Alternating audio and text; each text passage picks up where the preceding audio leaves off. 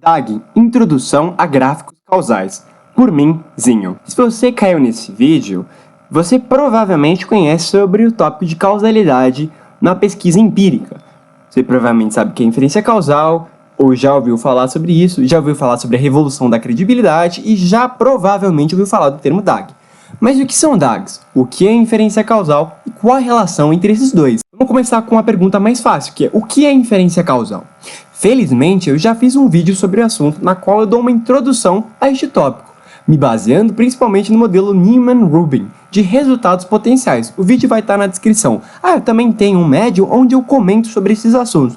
Eu falei sobre causalidade, inferência causal, num jeito mais geral, me apropriando da modelagem do Rubin, mas comento sobre DAGs. Eu também tenho um texto só sobre DAGs, tudo está na descrição, e é isso.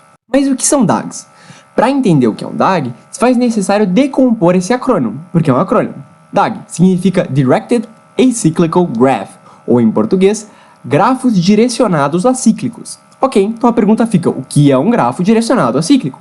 Começamos com gráficos. Aqui está uma imagem. O grafo na matemática é um objeto definido formalmente. Um grafo matemático é uma coleção de vértices, ou nós, e arestas. Os nós em um grafo são conectados, ou não, pelas arestas. Aqui temos um grafo bem específico, onde temos como nós x, y, z e como arestas a e b.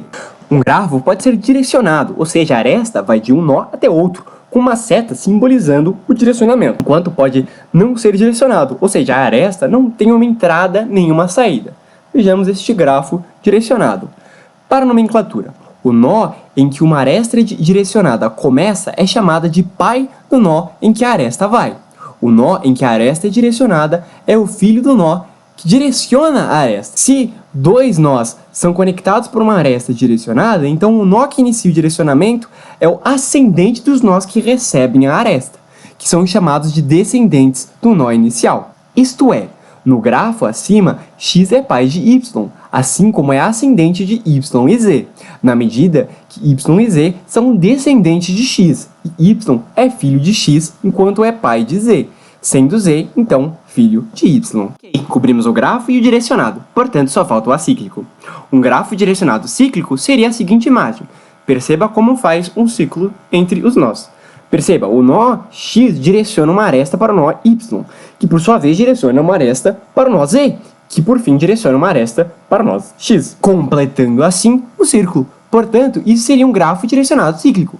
Mas não é isso que queremos, isto é, um grafo direcionado acíclico nada mais é, então, um grafo direcionado que não permite ciclos. Então, um grafo direcionado acíclico seria assim. Aqui, um exemplo de um DAG. Neste DAG, o nó x direciona uma aresta para o nó y, enquanto o nó z direciona uma aresta para o nó x e uma aresta para o nó y.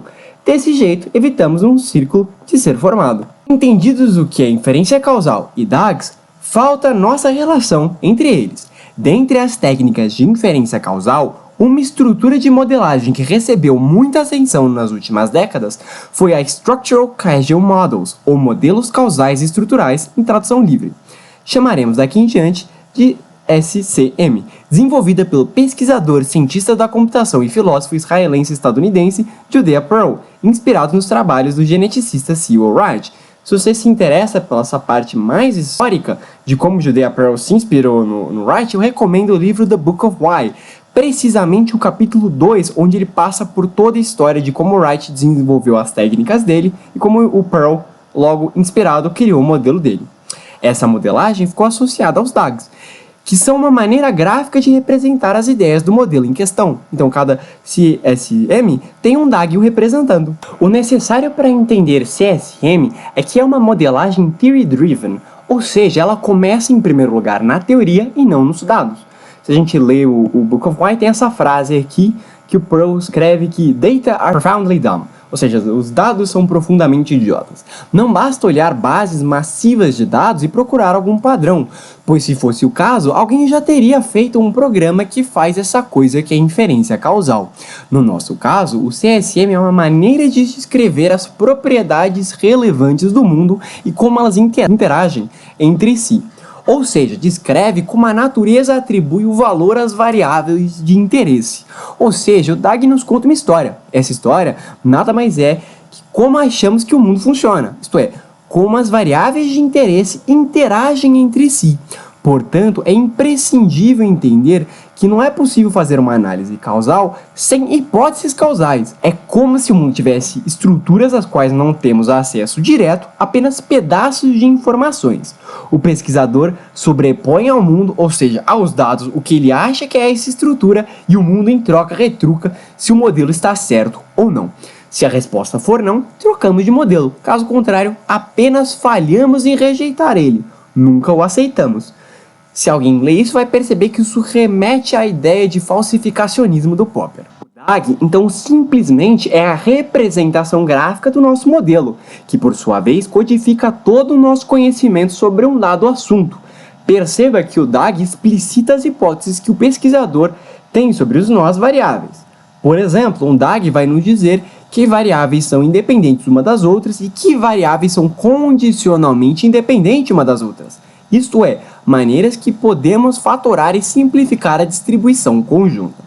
Tendo entendido isso, vamos a um exemplo mais simples para exemplificar como o DAG explicita nossas hipóteses sobre a distribuição conjunta das variáveis.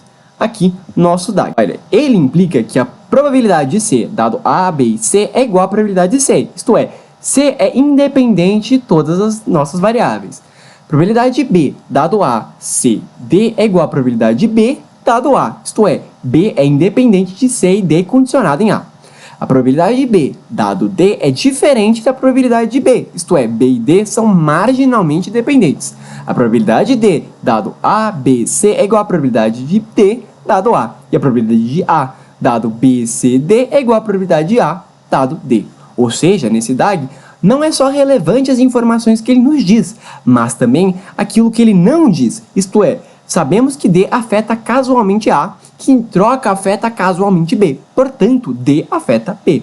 Essas informações são valiosas, mas igualmente valiosa é o fato que nenhuma das variáveis A, B e D afetam diretamente ou indiretamente a variável C. Ou seja, para todos os motivos práticos para o pesquisador, quando a gente vai para DAG, a gente não representa o nó C. Portanto, seria basicamente esse modelo só focando no DAB. Então, toda outra variável que não seja DAB é também independente de todas as variáveis que são representadas no nosso modelo, que são conectadas pelas arestas. Então, o CSM formalmente consiste em um modelo com duas variáveis, U e V, e um conjunto de funções F que atribuem para cada variável V um valor baseado nos valores das outras variáveis no modelo, sendo que U representa as variáveis exógenas do modelo, variáveis que não são explicadas pelo modelo, que não podem ser descendentes de nenhuma outra variável, ou seja, não têm ascendentes, e sendo que V são as variáveis endógenas do modelo, variáveis que são explicadas pelo modelo, que são sempre descendentes de uma variável exógena. Causação para CSM é definido da seguinte maneira: a variável x é uma causa direta da variável y se x aparece na função que atribui o valor y. Assim, x é a causa de y se é uma causa direta de y, ou qualquer causa de y. Cada CSM temos um DAG associado, ou seja, um DAG em si não representa um CSM, mas todo CSM tem um DAG o representando por construção. Então, para cada gráfico que é acíclico, a distribuição conjunta das variáveis no modelo é dada pelo produto da distribuição condicional, a probabilidade de filho dado pai, de todas as famílias no gráfico. Formalmente, podemos escrever essa regra assim. Então, a probabilidade de x1 até xn é o produtório da probabilidade de xi dado PAI, onde PAI significa os valores dos pais de xi. DAGs apresentam alguns caminhos representados pelas arestas. Entre esses caminhos é importante conhecer os seguintes: os forks, ou garfos, que o x está recebendo uma aresta de y e y está direcionando uma aresta para z. Tem as chains, ou cadeias, onde x direciona uma aresta para y e y direciona uma aresta para z. E os colliders, ou colisores, onde x direciona uma aresta para y e y recebe uma aresta de z. A importância dessas deriva do fato de que, se os nós A e B estão no final de um caminho, eles estão associados se alguma informação flui para ambos e a informação de um vai até o outro. No caso desse collider aqui, G é conhecido como um colisor, ou seja, A e B afetam G, mas nenhuma informação flui de G até A ou B. Portanto, essas variáveis são independentes, se esses são os únicos caminhos entre elas. Essas informações são relevantes na medida que, a nível de associação, para saber do efeito de uma variável de tratamento na variável resposta, é preciso condicionar algumas variáveis de modo a conseguir o efeito puro entre tratamento e resposta. A depender dos caminhos que temos entre as variáveis, sabemos quais devemos condicionar, se devemos condicionar ou não. Em termos de grafos, um caminho pode ser bloqueado ao condicionar um dos nós no caminho.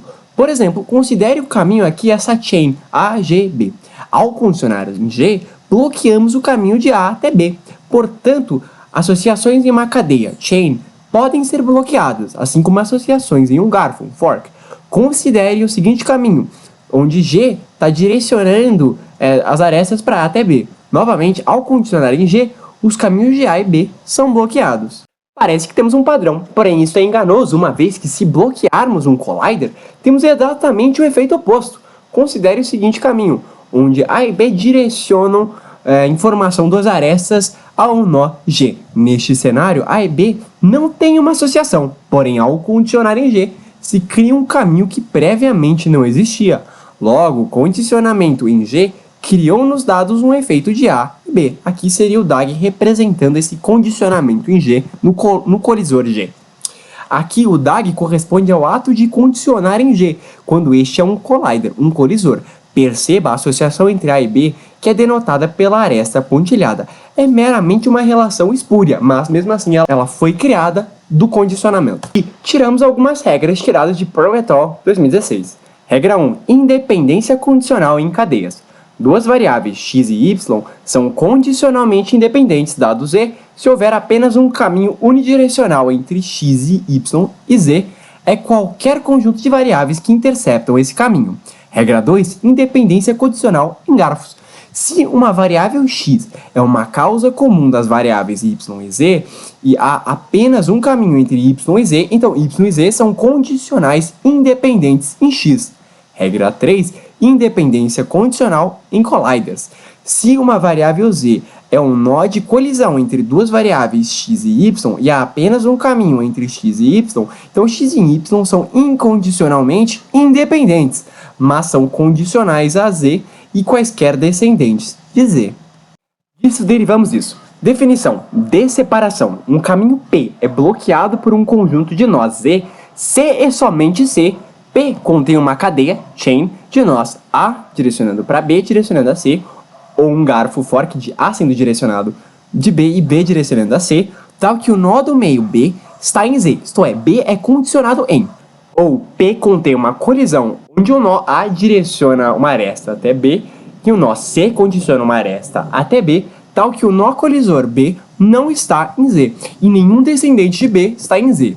Tendo isso, podemos ir ao nível das intervenções e introduzir o critério Vector Path. Vamos voltar ao básico, para não perdermos de vista. Se o modelo do efeito que queremos entender fosse tão básico quanto o seguinte A, onde temos um nó A de tratamento direcionando uma aresta até o nó de resposta Y, bastaria para nós descobrirmos o efeito causal médio fazermos uma regressão linear, com a variável A como variável independente e a variável Y como variável dependente. Aqui nossa representação desse modelo econométrico.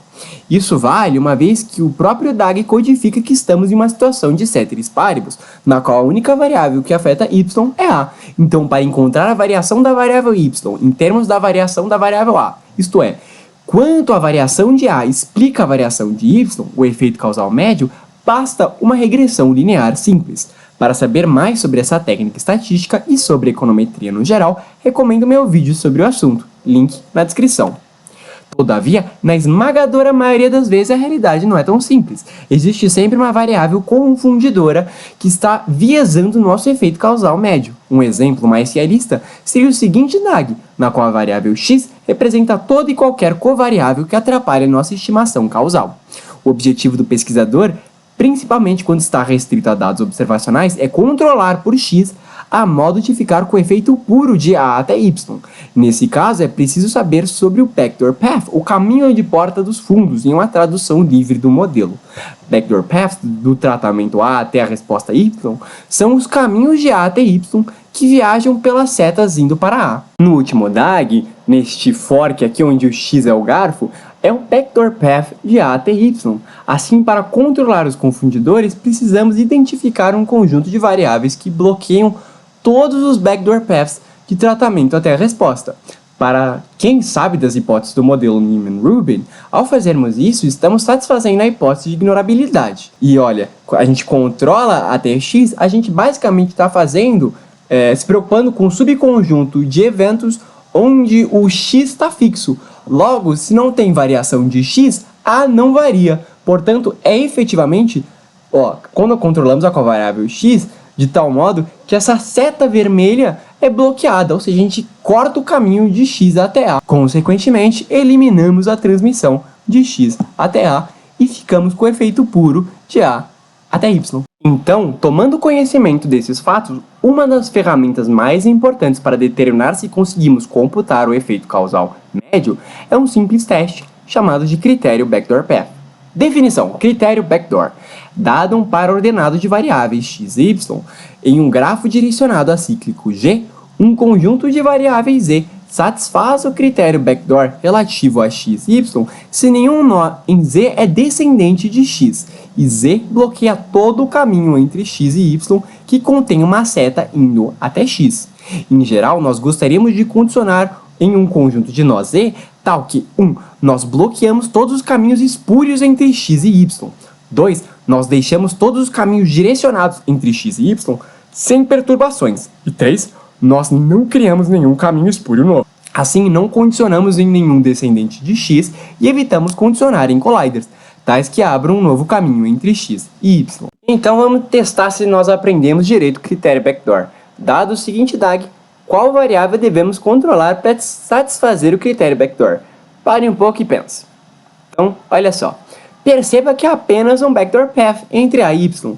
Essencialmente, a gente pode pensar que o W só está mediando um efeito entre V, que está sendo um garfo entre A e Y. Então, para controlar por confundimento, devemos controlar as variáveis V ou W ou V e W.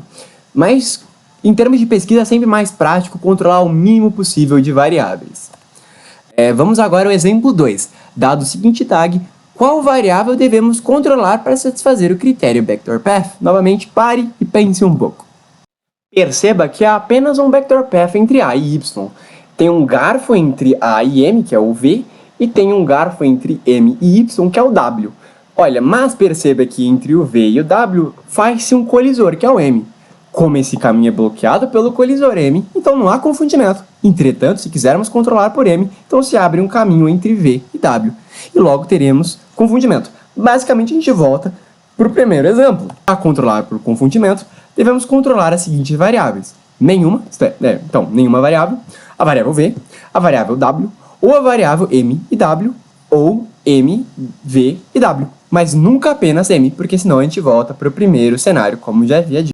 Vamos para o exemplo 3. Dado o seguinte DAG, qual variável devemos controlar para satisfazer o critério backdoor? Olha só, tem que pensar um pouco mais nessa, mas é bem legal. É um joguinho, pense como um joguinho. Qual dos nós temos que controlar para que A e Y fique sem confundimento?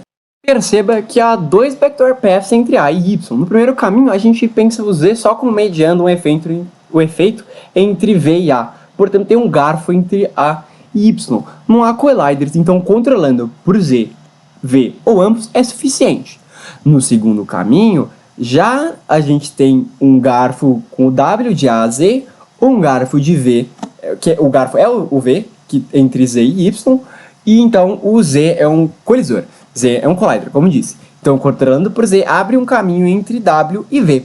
Pode-se bloquear esse caminho controlando por V, por W, por ZV ou ZW. Então, para suficientemente controlar por confundidores, basta só controlar por V e Z, controlar por Z e W, ou controlar por V, Z e W. Nunca apenas por Z ou W. Então, agora a gente tem o exemplo 4. Dado o seguinte tag, qual variável devemos controlar para satisfazer o critério backdoor path? Novamente, só um jogo, você quer simplesmente, o A é nosso tratamento, o Y é nossa resposta, queremos ver qual desses nozinhos a gente vai controlar para ter o efeito puro A, Y. Olha, perceba que há 3 backdoor paths entre A e Y, é bem parecido com o DAG anterior. No primeiro caminho, novamente o Z está só um mediador e o V é nosso garfo. Ó, não há collides, então é só controlando por Z, V ou ambos que é suficiente. No segundo caminho, a gente esquece o M de baixo e é só este DAG aqui. A gente pode bloquear este caminho controlando por W, Z ou V. E por fim, a gente tem esse caminho que a gente tinha ignorado, que tem o Mzinho, que a gente pode bloquear o caminho controlando por W ou M. Então, para suficientemente controlar por confundidores, basta WZ, WV, MZ, MV, WZV, MZV, WMZ, WMV, WMZV. Então, se você quiser saber mais sobre controles bons e ruins, como você controlar sobre confundimento, eu recomendo esse paper aqui do Cinelli, Forney e Pearl de 2021, na qual eles basicamente dão exemplos de como a gente faz bons controles, maus controles e assim e etc. E é um paper bem simples e muito bom. Então, fim, espero que tenha gostado, não se esqueça de dar like, comentar e se inscrever. Até a próxima!